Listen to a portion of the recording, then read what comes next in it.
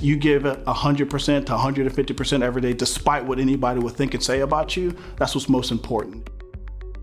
As a child, what I would notice is that I was typically a loner. I always was very interested in fixing things. G.I. Joe trucks, or you have these little vehicles or whatever. I always carried a little tool bag around to fix things. And I thought myself as to be a fixer and somebody else could be in construction. My mom always had us reading books. It was always a competition of who can read the most books. So I would say that was very imperative in my education for where I am today. I would always look in these newspapers, which at the time was called Quick Quarter, and it was business opportunity section. So I always would go through that. Even as I remember early as 17 years old, I would go through the business section and call snow cone stands. I would call lawn care businesses. I'll always talk and learn the business, the lingo.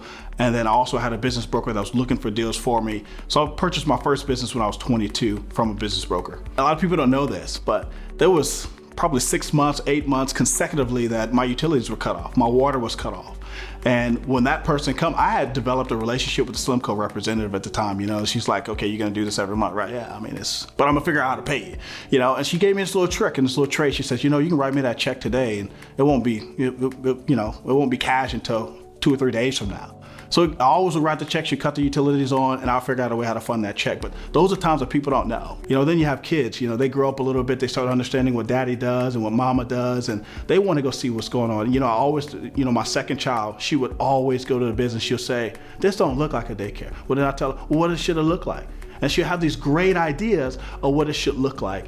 And those are things that inspire not only myself, but other people that are around that said, wow, you know, you can find ideas from anyone, especially your kids. You know, once you have a dream or you have a desire, and it's something that you really feel inwardly as an inner responsibility to pursue, don't let those outward circumstances or what traditional or what common people will say, hey, you need to go find something else to do because you can't pay for your utility bill. I buckled down and said, you know, this thing that I'm gonna focus on is eventually gonna pay for all of these things, and I'm no longer gonna have these issues in the future. And so I really just buckled down and really focused and improved the product and the asset, grew the asset, and therefore it paid for everything that I have now. You don't wanna get into an industry and do what everybody else do, because then you don't separate yourself. There's something inside of you that's drawing you to that industry. Identify what that is.